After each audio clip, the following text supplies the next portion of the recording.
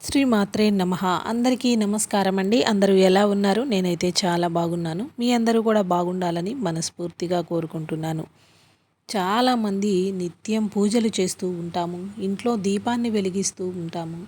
ఆ దేవుణ్ణి మనస్ఫూర్తిగా ఆరాధిస్తూ ఉంటాము. కానీ మేము చేసేటువంటి పనుల్లో మాకు సంతోషం అనేది లేదు, లాభం అనేది కలగటం లేదు అని బాధపడుతూ ఉంటారు.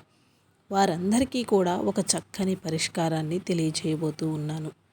అయితే మనం చేసేటువంటి దీపారాధన ఏ సమయంలో చేయటం వలన ఎలాంటి ఫలితం కలుగుతుంది, తొందరగా అంటే ఎలా అభివృద్ధి చెందవచ్చు, మనం చేసే పూజా సమయం అనేది ఎలాంటి ఫలితాన్ని ఇస్తుంది అనేటువంటి విషయాల గురించి ఇప్పుడు వీడియోలో అయితే క్లియర్గా తెలుసుకుందామండి.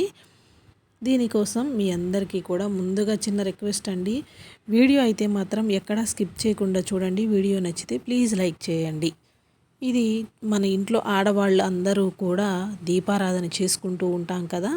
అయితే బ్రహ్మ ముహూర్తంలో దీపారాధన చేయాలి అని మన పెద్దవాళ్ళు చెబుతూ ఉంటారు. కానీ మనలో చాలామంది అవేమి పట్టించుకోకుండా పూజ చేయటానికి భక్తి ఉంటే చాలు, సమయంతో పని లేదని అనుకుంటారు. దీపారాధన ఎప్పుడైనా చేయవచ్చు, కానీ కొన్ని అమృత గడియల్లో ఇంట్లో దీపం వెలిగిస్తే మీ పూజలన్నీ కూడా నేరుగా ఆ దేవుని పాదాల చెంతకు చేరుతాయనే విషయం అందరికీ తెలియకపోవచ్చు. అలా చేయటం వలన మన ఇంటిపైన ఆ దేవతల యొక్క చల్లని చూపు పడుతుందట. కాబట్టి దీపారాధన చేసే ప్రతి ఒక్కరూ కూడా ఈ చిన్న చిన్న విషయాల గురించి, నియమాల గురించి, ముఖ్యంగా ఏ సమయంలో దేవుణ్ణి పూజించాలి అనేటువంటి విషయాల గురించి ఇప్పుడు వీడియోలో క్లియర్గా తెలియజేస్తూ ఉన్నాను. అయితే దేవుణ్ణి పూజించాలి అనుకున్న వాళ్ళు ఖచ్చితంగా కొన్ని నియమాలైతే పాటించవలసి ఉంటుంది. అంటే చెయ్యకూడని సమయాలు ప్రత్యేకంగా చెప్పనవసరం లేదు, అందరికీ తెలుసు కదా. ముందుగా తెల్లవారుజామున 4 గంటల నుండి 5 గంటల మధ్య సమయాన్ని బ్రహ్మ ముహూర్తంగా పరిగణిస్తారు. బ్రహ్మ ముహూర్తంలో దేవతలు మేల్కొంటారు. ఈ సమయానికి అత్యంత దైవశక్తి అనేది ఉంటుందట. బ్రహ్మ ముహూర్తంలోనే దైవశక్తులు తిరుగుతూ ఉంటాయట. కాబట్టి ఎంతో శక్తివంతమైన ఈ బ్రహ్మ ముహూర్తంలో నిద్రలేచి తలస్నానం చేసి పూజా గదిలో ఒక చిన్న దీపం వెలిగించినా సరే మీ పూజలకు దైవానుగ్రహం అనేది లభిస్తుంది. కోరిన కోరికలు అనేవి తొందరగా నెరవేరుతాయి. ప్రతిరోజు బ్రహ్మముహూర్తంలో దీపారాధన చేయలేని వారు కనీసం వారానికి ఒక్కసారైనా సరే బ్రహ్మముహూర్తంలో దీపారాధన చేయడానికి ప్రయత్నించండి. ఇక ఉదయాన్నే దీపారాధన చేయలేని వారు సూర్యోదయం లోపు, అంటే సమయం 7 గంటల లోపు ఇల్లు వాకిలిని శుభ్రం చేసుకొని సూర్యుడు దీపం పెట్టి పూజ చేసుకోవచ్చు. అలాగే ఉదయం 7 గంటల నుంచి 9 గంటల లోపు దీపారాధన చేసుకోవచ్చు. కానీ ఈ సమయంలో వెలిగించే దీపానికి తక్కువ శక్తి అనేది ఉంటుంది. ఉదయం 9 గంటల లోపు చేసే పూజలకు సాధారణమైనటువంటి పుణ్య ఫలితాలు కలుగుతాయి. కాబట్టి ఉదయాన్నే దీపారాధన చేయలేని వారు సాయంత్రం పూట అయినా కూడా దీపం వెలిగించుకోవచ్చు. పూజలు కన్నా మనం ఎప్పుడూ కూడా రెట్టింపు ఫలితం అనేది ఆ దేవుణ్ణి మనస్సారా వేడుకుంటేనే వస్తుంది. కాబట్టి ఉదయం చెయ్యలేని వాళ్ళు సాయంత్రం ఇల్లు శుభ్రం చేసుకొని 6 గంటల నుండి 7 గంటల 30 నిమిషాల లోపు మధ్య దీపారాధన చేస్తే చాలా మంచిదన్నమాట. ముఖ్యంగా సాయంత్రం సమయంలో శివుని చిత్రపటం ముందు దీపం వెలిగించి ఓం నమః శివాయ అనే మంత్రాన్ని చదివితే ఆ శివయ్య యొక్క అనుగ్రహం అనేది మీకు వెంటనే లభిస్తుంది. ఇక మధ్యాహ్న సమయంలో ఎట్టి పరిస్థితుల్లోనూ ఇంట్లో పూజ అనేది చెయ్యకూడదు. ఎందుకంటే ఈ సమయాన్ని చనిపోయిన పెద్దలకు కేటాయిస్తారు. కాబట్టి మధ్యాహ్న సమయంలో పితృకార్యాలు చేయాలి, అంతేకాని దేవుని కార్యాలు అస్సలు చేయకూడదన్నమాట. అలాగే వివాహమైన ఆడవారు తప్పనిసరిగా ప్రతి శుక్రవారము మరియు శనివారము దీపారాధన చేసుకోవాలి. ప్రతి శుక్రవారం మహాలక్ష్మీదేవిని గులాబీ పూలతో అలంకరించి ఆవు నెయ్యితో దీపారాధన చేస్తే మీ కుటుంబంలో డబ్బు సమస్యలు అనేవి ఏర్పడకుండా ఉంటాయట. అలాగే ప్రతి శనివారం కూడా మీ యొక్క స్తోమతను, మీ యొక్క పరిస్థితిని బట్టి ఇంట్లో పిండి దీపాలు అనేది వెలిగించుకొని వెంకటేశ్వర స్వామి వారిని పూజించినట్లయితే ఖచ్చితంగా స్వామివారి యొక్క అనుగ్రహం అనేది మీకు కలుగుతుంది. ఆ స్వామివారి చల్లని చూపు ఎప్పుడూ మీ ఇంటిపైన ఉంటుంది. ఇక పౌర్ణమి తిథికి చాలా శక్తి అనేది ఉంటుంది. ప్రతి నెలకు ఒకసారి పౌర్ణమి ఏర్పడుతుంది. ప్రతి పౌర్ణమి నాడు ఉదయాన్నే లక్ష్మీదేవిని పూజించి సాయంత్రం ఇంటి గుమ్మం ముందు 2 దీపాలు వెలిగించినట్లయితే మీ ఇంట్లోనికి వెంటనే లక్ష్మీదేవి అడుగు పెడుతుంది. తద్వారా మీకు ఇంటి యొక్క సంపద అనేది కూడా వృద్ధి చెందుతూ ఉంటుంది.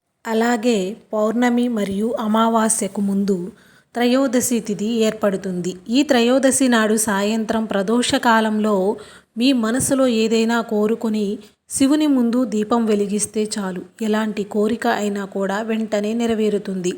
అలాగే దీర్ఘకాలిక అనారోగ్య సమస్యలతో బాధపడుతూ ఉన్నట్లయితే కనుక మీకు దీర్ఘాయుషు ప్రాప్తి కూడా కలుగుతుంది. అదేవిధంగా ప్రతి నెలలో 2 ఏకాదశులు ఏర్పడతాయి. ఏకాదశి తిథి నాడు తులసి దళాలతో వెంకటేశ్వర స్వామిని పూజించినట్లయితే ఖచ్చితంగా మీకు శుభ ఫలితాలు కలుగుతాయి.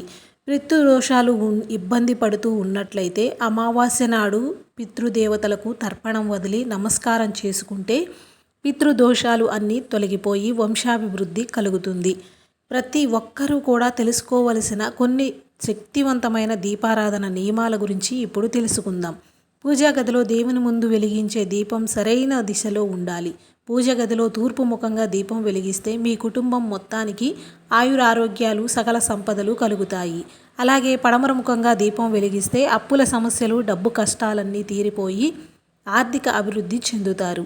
ఇక ఉత్తర ముఖంగా దీపం వెలిగిస్తే విపరీతమైన లక్ష్మీ కటాక్షం సిద్ధించి మీ ఇంటి సంపద పెరుగుతుంది. దక్షిణముఖంగా పొరపాటున కూడా దీపం వెలిగించకూడదు. పితృదేవతలకు మాత్రమే దక్షిణముఖంగా దీపం వెలిగించుకోవాలి. అలాగే ఒత్తుల సంఖ్యను బట్టి కూడా మీ పూజకు ఫలితం అనేది దక్కుతుంది. ఒక ఒత్తితో ఎప్పుడు దీపం వెలిగించకూడదు. పూజలో ఖచ్చితంగా 2 ఒత్తులు వెలిగించుకోవాలి. 2 ఒత్తులతో దీపం వెలిగిస్తే భార్యాభర్తల మధ్య గొడవలు ఏర్పడకుండా కుటుంబంలో సుఖశాంతులు కలుగుతాయి. ఇక 3 ఒత్తులతో దీపారాధన చేస్తే త్రిమూర్తుల ఆశీర్వాదం మీ కుటుంబంపై ఉంటుంది. 5 ఒత్తులతో దీపం వెలిగిస్తే అత్యంత శుభప్రదం కలుగుతుంది. కాబట్టి 5 ఒత్తులతో దీపారాధన చేస్తే మీ కుటుంబానికి అన్ని విధాలుగా కలిసొస్తుంది. పూజా గదిలో దేవుని ముందు దీపం వెలిగించిన తరువాత ఆ దీపాన్ని జరపకూడదు. అలాగే వెలుగుతున్న దీపం నుండి నూనె బొట్లు కిందకు పడకూడదు. పూజ చేసే ఆడవారు తప్పనిసరిగా కాళ్ళకి పసుపు అనేది రాసుకోవాలి. మెడలో నల్ల పూసలను ధరించి దేవుణ్ణి పూజించవలసి ఉంటుంది. పూజా గదిలో దీపం వెలిగించి ప్రమిద కింద తమలపాకు కానీ, రావి ఆకు కానీ పెడితే మీ పూజకు రెట్టింపు పుణ్య ఫలితం లభిస్తుంది. తమలపాకు పైన దీపం వెలిగిస్తే ధనలక్ష్మి కటాక్షం సంపూర్ణంగా కలుగుతుంది. అలాగే రావి ఆకు పైన దీపం వెలిగిస్తే త్రిమూర్తుల ఆశీర్వాదంతో భోగభాగ్యాలు కలుగుతాయి. దీపం ప్రమిదకు తప్పనిసరిగా కుంకుమ బొట్లు పెట్టుకోవాలి. పూజా గదిలో దీపం వెలిగించిన తరువాత వెలుగుతున్న దీపానికి పుష్పాలు మరియు అక్షింతలను సమర్పించుకోవాలి. అప్పుడు నమస్కరించుకోవాలి. ఇంట్లో దీపారాధన చేసేటప్పుడు మీ గోత్రనామాలు చదివి మీ సంకల్పాన్ని దేవునికి చెప్పుకొని దీపాన్ని వెలిగించుకోవాలి. తద్వారా మీ మనసులోని కోరికలు ఖచ్చితంగా నెరవేరుతాయి. దేవుని పూజించేటప్పుడు తప్పనిసరిగా దైవ మంత్రాలు చదవాలి. మీ మనసులో మీ ఇష్టదైవం స్మరించుకుంటూ పూజ అనేది చేసుకోవాలి. ఇక వాస్తుశాస్త్రం ప్రకారం ప్రతి ఒక్కరి పూజ గదిలో తప్పనిసరిగా కులదేవత విగ్రహం ఉండాలి. మీ కులదేవతను పూజించకపోతే మీ కుటుంబంలో ఏదో ఒక రకమైనటువంటి సమస్యలు అనేవి ఏర్పడుతూ ఉంటాయి. మీ కులదేవత ఎవరో తెలియకపోతే వెంకటేశ్వర స్వామిని కులదేవునిగా పూజించుకోవచ్చు. మన జ్యోతిష శాస్త్రాల ప్రకారం ఆడవారు పూజలు చేసేటప్పుడు చేసే కన్నా పురుషులు పూజ చేసినట్లయితే విశేషమైనటువంటి పుణ్య ఫలితాలు అనేవి కలుగుతాయన్నమాట. కాబట్టి ఇంట్లో మగవారు ఉన్నప్పుడు ఎక్కువగా వారి చేతనే మీరు పూజ అనేది చేపించటానికి ప్రయత్నం చేయండి. తమ భర్త చేత దీపం వెలిగించి పూజ చేస్తే మీ కుటుంబం మొత్తానికి కూడా మంచి జరుగుతుంది. ఇక పూజలో ఉపయోగించే పుష్పాలనేవి చాలా తాజాగా ఉండాలి. గులాబీ పూలతో లక్ష్మీదేవిని పూజిస్తే డబ్బుపరమైనటువంటి సమస్యలు తొలగిపోతాయి. తులసి దళాలతో వెంకటేశ్వర స్వామిని పూజించినట్లయితే కనుక అష్టైశ్వర్యాలు తొందరగా కలుగుతాయి. అలాగే మందార పువ్వులతో వినాయకుడిని పూజిస్తే మనకు ఉన్నటువంటి ఎలాంటి అనారోగ్య సమస్యలైనా కూడా వెంటనే తొలగిపోతాయి. తులసి కోటను ప్రతి నిత్యము పూజించాలి. ప్రతిరోజు తులసి కోటకు ప్రదక్షిణలు చేస్తే స్త్రీలకు దీర్ఘ సుమంగళి యోగం అనేటువంటిది కలుగుతుందన్నమాట. తులసి కోటలో నెయ్యి దీపం వెలిగిస్తే డబ్బు సమస్యలన్నీ తొలగిపోతాయి. గోమాత సాక్షాత్తు లక్ష్మీ స్వరూపం కాబట్టి ప్రతి నిత్యము ఆవు నెయ్యితో దీపారాధన చేస్తే లక్ష్మీదేవి ఆశీర్వాదం మనకి సంపూర్ణంగా కలుగుతుంది. అలాగే నువ్వుల నూనెతో దీపారాధన చేస్తే భయంకరమైన నరదిష్టి దోషాలు తొలగిపోతాయి. ఇక అప్పుల సమస్యలతో ఇబ్బంది పడేవారు కొబ్బరి నూనెతో దీపారాధన చేయండి.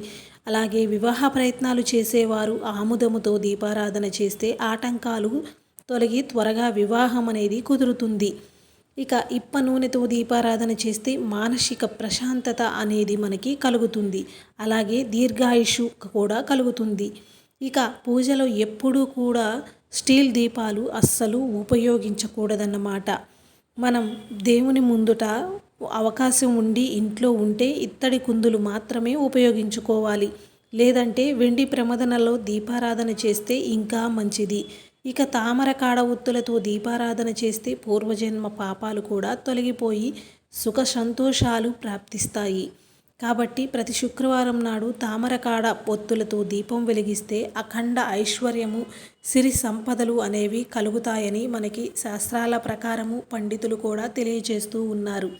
ఇంట్లో ఆడవారు ఖచ్చితంగా లక్ష్మీవారం అంటే గురువారము శుక్రవారము 2 రోజులు కూడా ఎట్టి పరిస్థితుల్లో ఉదయాన్నే బ్రహ్మముహూర్త సమయంలో మీ ఇంటి యజమాని చేత కనుక పూజ చేయించినట్లయితే ఆ ఇంట్లో భోగభాగ్యాలు సకల సమృద్ధిగా కలుగుతాయన్నమాట. ఈ విధమైనటువంటి చిన్న చిన్న పరిహారాలను పాటిస్తూ ఏ స్త్రీ అయితే ఇంట్లో ఇప్పుడు చెప్పిన విధముగా పూజా కార్యక్రమాలు అనేది చేసుకుంటారో వారికి ఎప్పుడూ కూడా ధనానికి లోటు లేకుండా ఆ లక్ష్మీదేవి కటాక్షం అనేది వారికి సిద్ధిస్తుంది. అలాగే అప్పుడప్పుడు చిన్న చిన్న రెమెడీస్ అంటే ఇంట్లో పసుపు నీళ్లతో మనం ఇంటిని శుద్ధం చేసుకుంటే మన ఇంట్లో ఉన్నటువంటి నెగటివ్ శక్తి అనేది తొలగిపోతుంది. ప్రతిరోజు కూడా ఇంట్లో సాంబ్రాణి ధూపం అనేది వేయటం వలన కూడా ఇంట్లో ఉన్నటువంటి నకారాత్మక శక్తి అనేది తొలగిపోతుంది. భార్యాభర్తల మధ్య వచ్చేటువంటి గొడవలు అనేవి కూడా తొలగిపోతాయి. ఇంట్లో ఉన్న అన్ని మూలలా కూడా ప్రతిరోజు సాంబ్రాణి ధూపాన్ని వేయటానికి ప్రయత్నం చేయండి. ఖచ్చితంగా శుభ ఫలితాలు అనేవి కలుగుతాయి. ఇంటిల్లపాదికి కూడా ప్రతి ఆదివారం కానీ మంగళవారం రోజున కానీ గుప్పెడు రాళ్ల ఉప్పుతో దిష్టిని తీసివేయండి. మీ ఇంట్లో ఉన్న నకారాత్మక శక్తి మీ ఒంట్లో ఉన్న చెడు శక్తి అనేది కూడా తొలగిపోతాయి. ఇంకా మీకు ఏదైనా చెప్పుకోలేనటువంటి సమస్యలు ఉన్నా ఏదైనా ఎవరికి ఇబ్బందుల్లో ఉన్న సంతానం వివాహం కోసం బాధపడుతూ ఉన్నా కానీ మనకి తెలిసినటువంటి ఒక గురువుగారైతే ఉన్నారు. గురువుగారి ఫోన్ నెంబర్ కమ్యూనిటీ పోస్ట్లో అనేది పెట్టాను. ఒక్కసారి కాల్ చేశారంటే కనుక మీ యొక్క చెయ్యి ముఖము అనేది కూడా చూడకుండా కేవలం ఒక్క ఫోన్ కాల్ ద్వారానే మీ సమస్యకి గురువుగారు పరిష్కారాన్ని తెలియజేస్తారు. అలాగే మన గురువుగారు వశీకరణ స్పెషలిస్ట్.